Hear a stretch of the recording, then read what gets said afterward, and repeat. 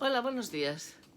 Hoy voy a hablaros sobre el ejercicio de la autoridad y vamos a intentar diferenciar lo que es un jefe de lo que es un líder. Aunque, en mi opinión, el líder es el buen jefe, que nosotros usamos indistintamente los términos jefe y líder. Y es verdad que ser líder es algo más, ¿no? Porque uno puede ser un jefe que percibe su autoridad simplemente por el puesto de mando, por ser cabeza, ¿no? Jefe de mando del grupo del que está al frente. Pero la forma de entender la autoridad de un líder es algo más, ¿no? Es decir, no, el líder le interesa el proyecto, le interesa el grupo y le interesa cumplir los objetivos y que es muy consciente de la importancia de que el grupo vaya bien para que los objetivos se cumplan. Es decir, no se pone al mando porque le gusta mandar, ¿no? Y tener privilegios, no. Se pone al mando porque se siente útil para dirigir un determinado grupo, y esta es la diferencia, es decir, la percepción de la autoridad que tiene un jefe sin más a un buen jefe, es decir, un líder, porque sabe muy bien que la empatía es una de las características más importantes, es decir, la inteligencia emocional, porque si los miembros de tu grupo van mal, tú vas mal, el proyecto va mal y todo se destruye. Y eso es algo que hay que tener muy claro. Es decir, la autoridad del jefe no dimana de su ejemplaridad, de su honestidad y de su bien hacer y de su capacidad de unificar el grupo. Es como los perros o las perras que van delante guiando los trineos, ¿no? Tienen que tener muy en cuenta que no puede descarrilar el grupo, sino que tienen un buen objetivo, que es llegar a un determinado lugar. Bien, el líder es muy consciente de todo esto, de forma que se preocupa desde el principio de conocer muy bien y personalmente los miembros de su grupo. Y también se preocupa, es decir, no solamente conoce las potencias, ¿no?, que está muy dispuesto a desarrollar de aquellos a los que dirige, sino que además es muy consciente de la problemática personal que pueden tener cada uno de ellos y los momentos por los que está atravesando, y se preocupa por ello. ¿Por qué?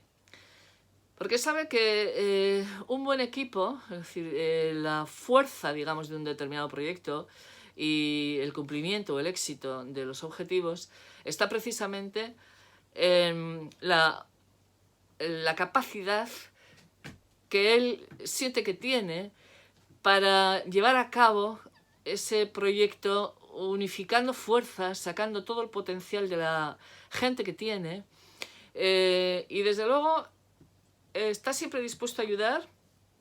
Su autoridad no es simplemente una orden que hay que cumplir porque yo lo digo y porque soy el jefe, no.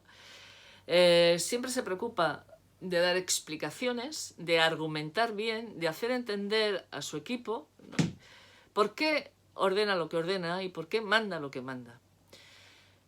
Porque claro, si el equipo no lo entiende, entonces, bueno, cumplirá a medias también las órdenes. Si el jefe no está, pues más bien o le tienen miedo o de alguna manera siempre es falta de respeto. Es decir, porque cuando uno teme a alguien es precisamente porque ahí no hay respeto, ¿no?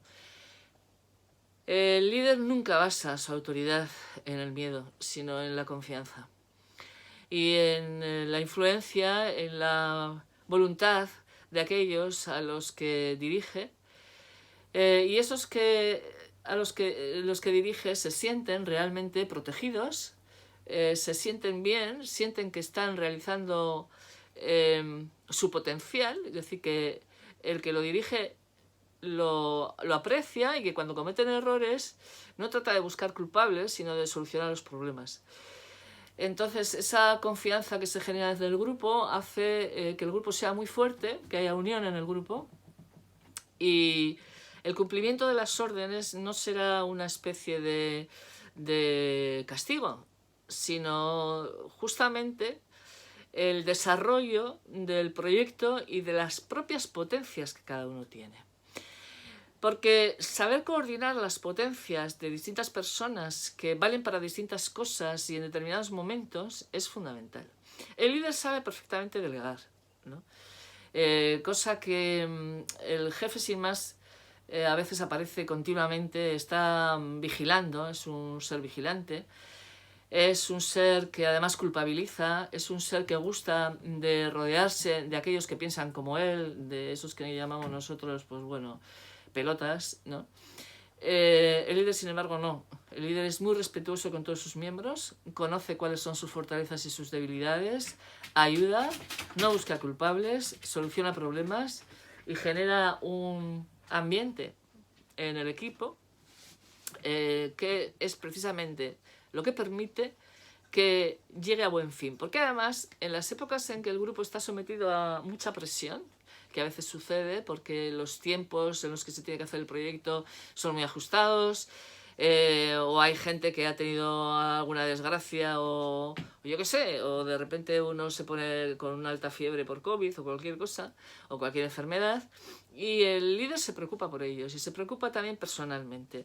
De tal forma que uno siempre está deseando formar parte de ese equipo porque es allí donde se siente ser lo que uno es decir, uno mismo, ¿no? Esa salvaguarda de la identidad personal que permite el líder no la permite el jefe. Por lo tanto, el líder es un ser que es considerado, que es querido, no es que se upa él a sí mismo, sino que son los demás los que le ponen al frente. De tal forma y manera que se sienten todos, ¿no?, como una especie de unidad. Es verdad que es mucho más fácil obedecer que mandar. Y desde luego es dificilísimo mandar bien. Es verdad que si uno tiene criterio y de alguna manera no es una especie de mente aborregada, me perdonan los borregos, que en fin, nos elegimos siempre como ejemplo de estupidez, que no será así. Bueno, pues es verdad que la gente que tiene, digamos, más criterio, más inteligencia dentro de un grupo son los que se van a rebelar si se les manda mal. Porque en esas ocasiones, ya contaba Frans de Waal, porque tenemos que aprender mucho de los animales, como los chimpancés, para llegar a ser líder, necesita el respaldo del grupo, evidentemente. Y cuando no funciona bien el líder porque no hace bien el reparto, digamos, de la comida, de los bienes, es injusto, pues acaban quitándole el liderazgo, evidentemente, la jefatura, en este caso, ¿no? Ya que estamos empleando el término líder de otra manera.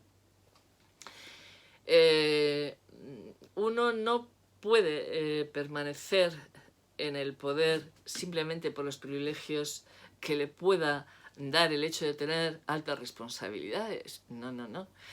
Es que eso tiene que ser concedido por el grupo que dirige.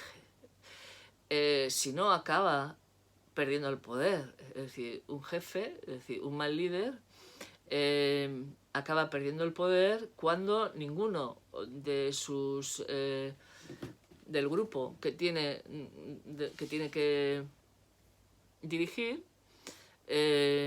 tiene una cierta afección positiva por él. La gente tratará de currar lo menos posible, se sentirá más a gusto fuera del trabajo que dentro.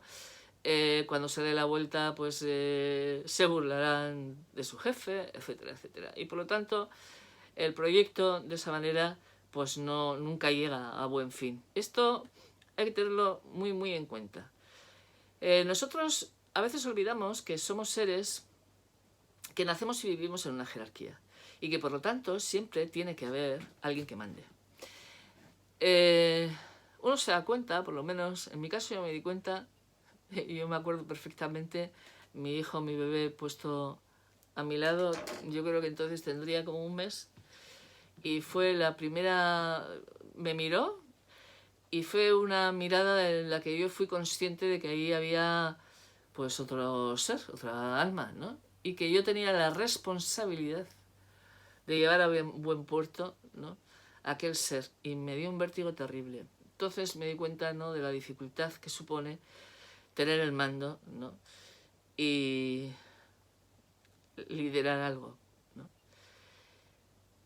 Es evidente que si uno tiene que ser consciente que si no tiene una cierta ejemplaridad y honestidad, que es fundamental para mandar, no van a salir bien las cosas. Es verdad que incluso mandar bien con responsabilidad es un ejercicio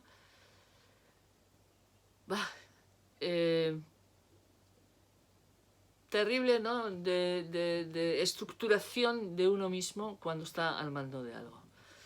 Si es que le importa que lo que tiene entre manos y aquello que va a dirigir vaya a buen puerto, claro. Por lo tanto, aquí la cuestión de la empatía, la cuestión de la honradez, la cuestión de la responsabilidad, la cuestión del deber es importantísimo. En un momento en que se estira mucho mis derechos, mis caprichos, mis deseos, mi felicidad, es decir, pues bueno, todas estas cuestiones son secundarias, ¿no? Para alguien que está al mando de algo, no existen realmente días libres. No, porque tiene el peso de todos aquellos a los que lidera, ¿no?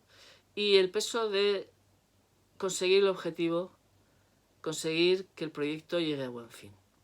Y eso se lleva todo el rato. En estos momentos de la historia de la humanidad en que está tan mal visto, ¿no? La figura, ¿no? del jefe, incluso del buen jefe, porque evidentemente he dicho al principio que en realidad un buen jefe es el líder, ¿no? Pues hay que dejar claras estas cosas. Es decir, uno cuando manda, si quiere mandar bien, tiene que tener en cuenta 1.000.000 de variables. Y desde luego tiene que ser prudente. Tiene que ser muy respetuoso con aquellos a los que manda. Tiene que ser ejemplar. Tiene que dar confianza, por lo tanto tiene que ser honesto, no puede mentir. Tiene que argumentar. Sus órdenes tienen que estar basadas en un razonamiento y en una lógica implacable y además con mucha precisión, con mucha consideración, ¿no? Respecto a aquellos a los que manda. Y esto vale tanto para los padres respecto de sus hijos, para los profes respecto de sus alumnos y de sus alumnas, para aquellos que mandan sobre un perro o lideran un perro o un caballo. Por ejemplo, es muy interesante, ¿no? Ver las capacidades que uno tiene en este sentido cuando se encuentra con otras especies a las que tiene que mandar, liderar, salvaguardar, darles confianza. Creo que un animal que yo no conozco mucho, como experiencia personal, pero bueno, algo he visto, es decir, es muy interesante, por ejemplo, el caballo para ver si alguien manda bien o mal, si es preciso o no es preciso, si se contradice o no se contradice, si da confianza o no da confianza. Porque lo primero que hará un caballo cuando se monte una persona será probarla. Realmente todo el mundo prueba a sus jefes, a sus líderes, a la gente que manda. Siempre se hace así. Y el caballo, ahí se ve muy claramente y con mucha rapidez si uno lo hace bien o mal. Si uno tira mucho, aprieta mucho las riendas, se pone de manos. Si las deja muy sueltas, se pone a comer hierba. Si se le ordena algo, no lo cumple. Y además, lo más probable es que te tira al suelo. De alguna forma, la forma de decirte, mira, lo siento mucho, pero tú no puedes guiarme porque tú no sabes guiar. Y por lo tanto, pues no me fío de ti. Y como no me fío de ti, a dónde me vayas a llevar y cómo me vayas a llevar, yo corro peligro. Entonces, fuera. Esto sería automáticamente. Bueno, se puede ver con los niños que están, digamos, sin liderar, que acaban siendo niños del país de nunca jamás de Peter Pan. Niños enloquecidos, niños confundidos, niños agresivos, niños que, como ven que nadie manda ahí o mandan mal, es decir, sus padres, sus jefes, sus profes mandan mal, entonces les tiran de su caballo, no les pueden respetar. ¿Y qué hacen? Coger el mando en un momento en que no son capaces de llevarlo. Y además es muy curioso porque a lo largo de mi vida he podido comprobar que quien no sabe obedecer no sabe mandar. Y que además los líderes llegan por distintos caminos, a veces precisamente por el hecho de tener alguna desventaja en principio, que necesita uno espabilar más, perdón. Pues cuando ve que todo es caótico, que hay determinadas situaciones que necesitan en ese momento ser coordinadas con mucha rapidez, es cuando suele salir el líder, que es quien va a arreglar el problema, se pone al mando, porque además los demás le empujan a ello. Es decir, el grupo sabe muy bien quién en ese momento puede salvar una situación. Ese es el líder. El líder no es un vanidoso, soberbio. Esto suele ser el jefecillo. No, suele ser una buena persona con mucha responsabilidad. Y además se ha preocupado de desarrollar la inteligencia suficientemente porque sabe que en este mundo hay problemas que resolver. Y suele ser un buen, además, solucionador de problemas. Suele ser siempre también un gran comunicador porque siente empatía por el grupo, le preocupa, sabe muy bien que él no está a salvo si los demás no están a salvo. Y por lo tanto, si en alguna situación él cree que puede poner a salvo lo demás, sabe que esa es su salvación. Tiene muy claro, ¿no?, qué es lo que hay que hacer. Suele ser gente que es muy precisa, que además no se queda tranquila sin explicar por qué manda lo que manda, por qué dice lo que dice, para que todo el mundo colabore y haya un equipo muy unido, ¿no?, que es justamente esa unión que sabemos desde siempre, que es lo que hace la fuerza, ¿no?, en todos los animales sociales. Es decir, ¿cuál es la fuerza? Pues el grupo. Esto es algo que tiene muy claro un líder. Los jefes sin más, que en realidad son, los llamamos así sin más, porque si no decimos un buen jefe, tiene una percepción de la autoridad completamente distinta. Es decir, yo soy más que tú. No es que yo me siento útil para juntar tu fuerza con la de estos y estos y eso me hace feliz. No. A mí me gusta someter. Es decir, que la gente... es decir, normalmente hay un grado de vanidad. Es decir, se necesita el aplauso ajeno. El líder no necesita aplauso ajeno. Necesita el propio aplauso, ¿no? Y que los demás del grupo se aplaudan también a sí mismos. Y así todo el mundo es aplaudido y todo el mundo gana. El jefe, bueno, como basa su privilegio en el mando, pues normalmente siempre necesita acólitos. Gente que le baile el agua, que no le contradiga, que se cumplan sus órdenes y bueno, y tener el privilegio, pues eso, de tener más dinero, un estatus más alto, mejor coche que los demás, mejor casa que los demás, etcétera, etcétera. En realidad, llega a ser alguien con muy poca influencia, porque además, tengo que decir, ¿no?, que cuando a tu grupo le quitas todo poder y a la gente le haces sentir que es una mierda, entonces tú pierdes todo tipo de influencia sobre esa gente. Es decir, tú has perdido el poder sobre esa gente.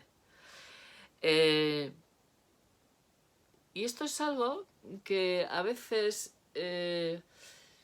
los malos jefes, en esa especie de engreimiento, en esa especie de soberbia, en esa especie de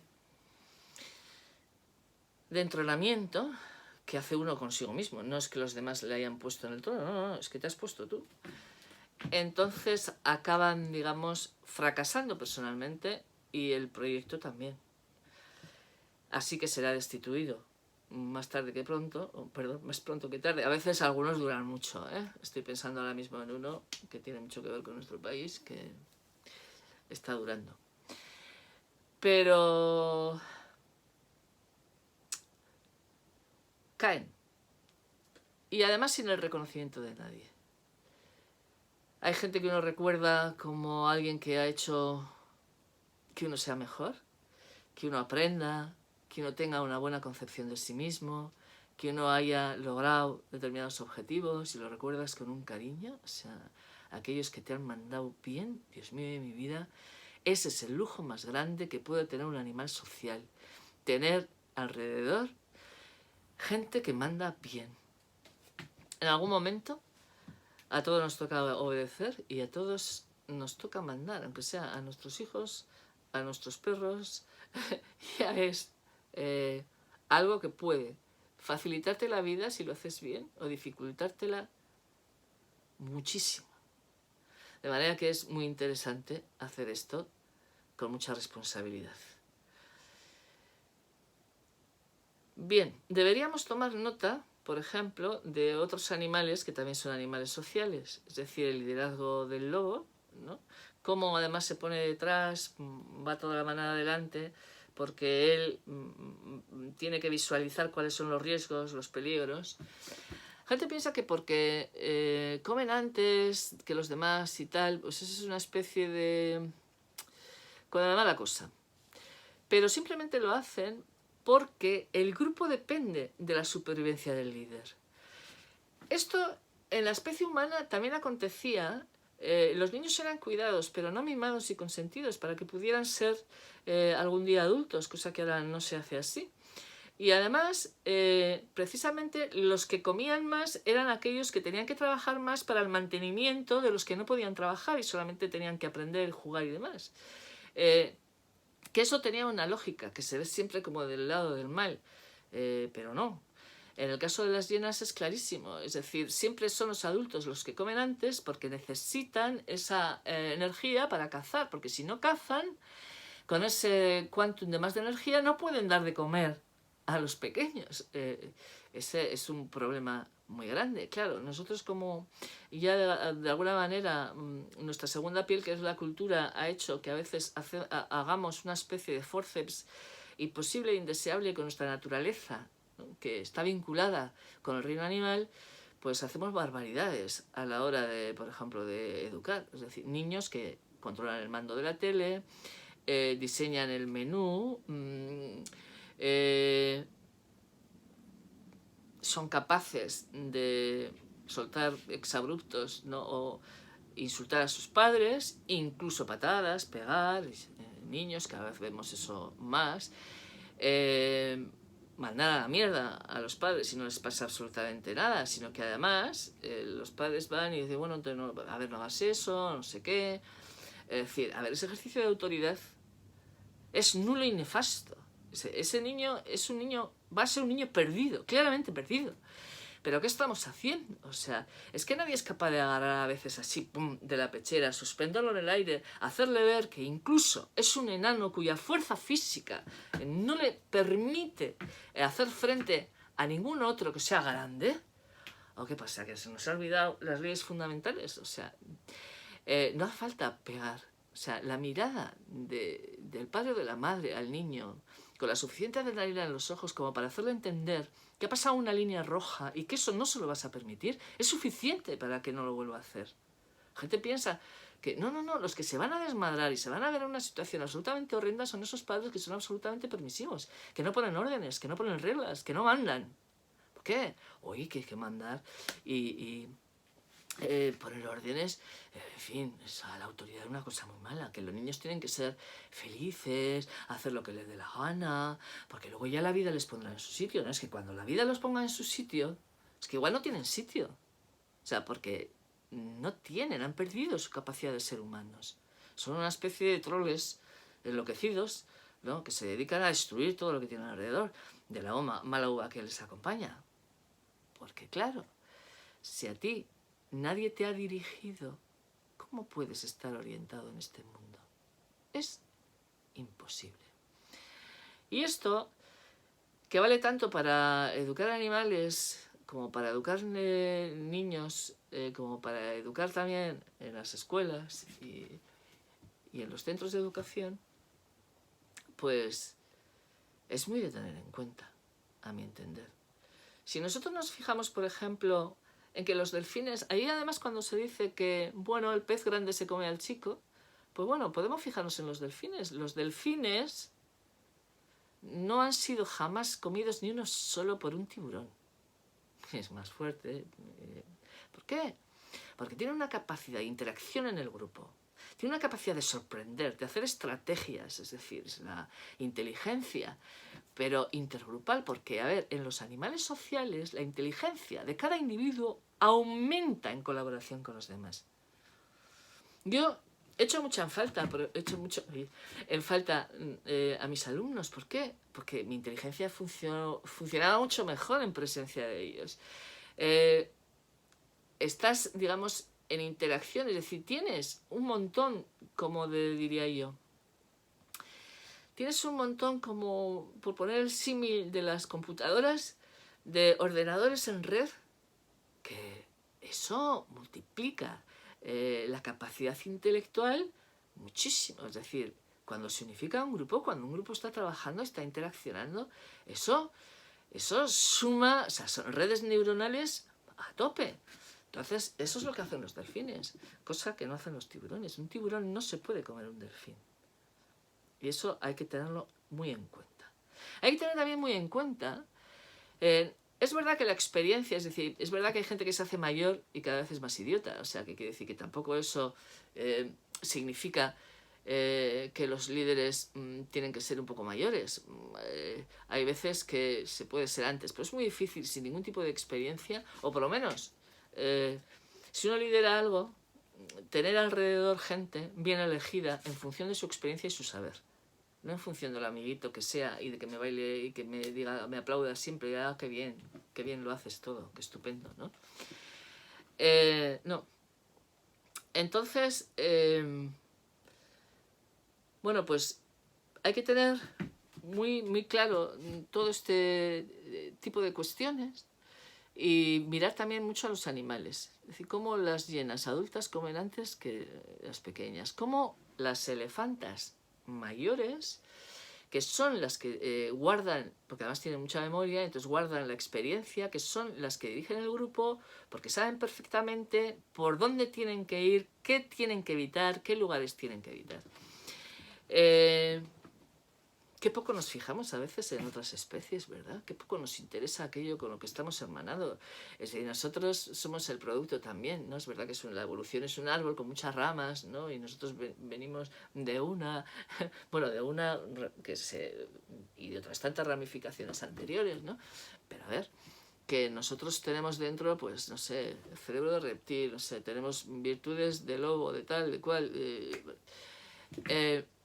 Tenemos muchas capas, ¿no?, en nuestro cerebro y deberíamos ir hasta el fondo, ser un poco más profundos y ver cuáles son las raíces también de nuestra propia inteligencia. Fijarse en los animales es muy interesante y se aprende muchísimo con ellos.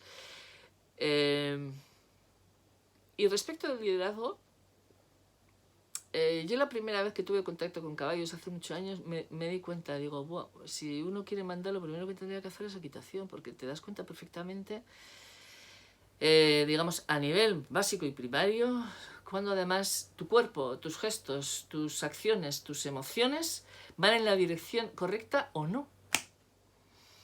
Entonces eso, para hacerse uno a sí mismo, viene muy bien, y eso no se tiene en cuenta. Yo no sé si en la antigüedad el hecho, por ejemplo, de la equitación, que estaba siempre presente, era simplemente por un asunto militar o tenía también que ver con esta especie de observación, ¿no?, de mandar bien un caballo para poder mandar bien. No he leído nada al respecto, ¿no? Pero a mí me parece que sería un ejercicio muy útil. Ay, perdón, que acabo de dar una patada a la mesa. lo mismo pasa también con los perros, ¿eh? Cuando tú ves una persona cómo dirige a su perro, también vas a saber bastante cómo va a dirigir a sus hijos, si los tuviera o los tiene, ¿no? Nosotros nos reflejamos nuestra conducta, ¿no? Es previsible también en otros órdenes de la vida.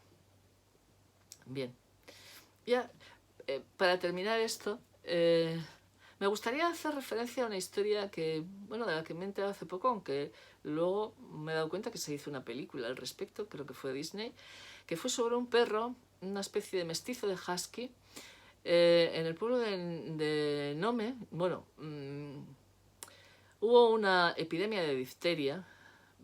Este pueblo de Alaska, esos pueblos donde se comerciaba, o sea, lugares de oro y pieles, en aquellos lugares tan sumamente inhóspitos que emergieron con la fiebre del oro.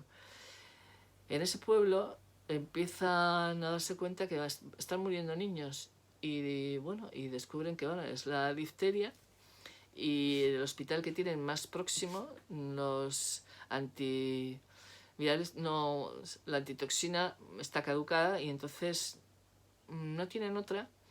O sea, está entre un mar helado y unas tierras absolutamente, terriblemente inhóspitas y escabrosas, con bajo hielo.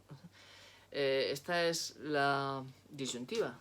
Entonces tienen que hacer 1000 y pico kilómetros haciendo una travesía peligrosísima, y entonces se lo encargan a un tal Shefar, que era un guiador de trineos. Tiene una historia también muy peculiar que no voy a contar ahora, pero es muy interesante. Entonces él, bueno, más bien su mujer, la mujer de Shefar, crió a un mestizo de husky que debía ser así como moteado, más bien pequeño, porque tuvo una especie de afección de garganta que le hizo, bueno, estar más débil.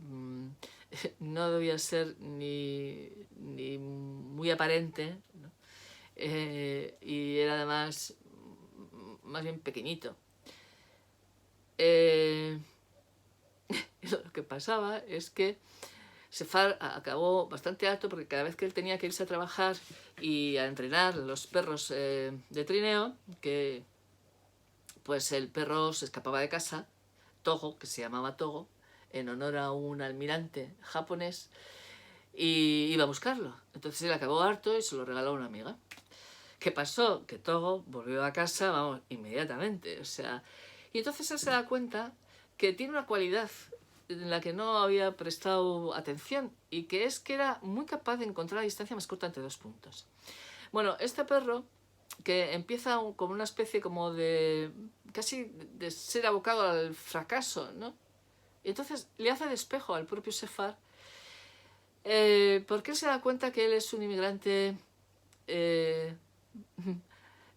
noruego, que era más bien bajito, más bien tal, no muy, tampoco muy corpulento, que además como buscador de oro había sido un fracaso, y que encontró su sitio como entrenador de perros, donde él brilló, vamos, pero fue importantísimo. Y es al que se le encarga la labor de ir, ¿no?, a por las antitoxinas para combatir la difteria de ese pueblo. Togo, que empezó Shefar le permitió al principio ir detrás en los trineos y luego después en el medio, pero realmente donde brilló fue liderando, ¿no?, el trineo como guía fundamental.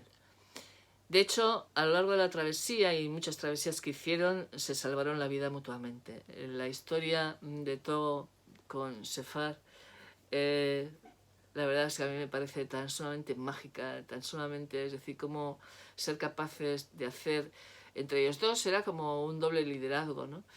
Shefar desde atrás, que es muy difícil llevar bien las riendas de todo, y además, es decir, en momentos en que él no podía ni ver en esa trayectoria, ¿no?, para llegar al lugar donde tenían que encontrar las antitoxinas para la difteria,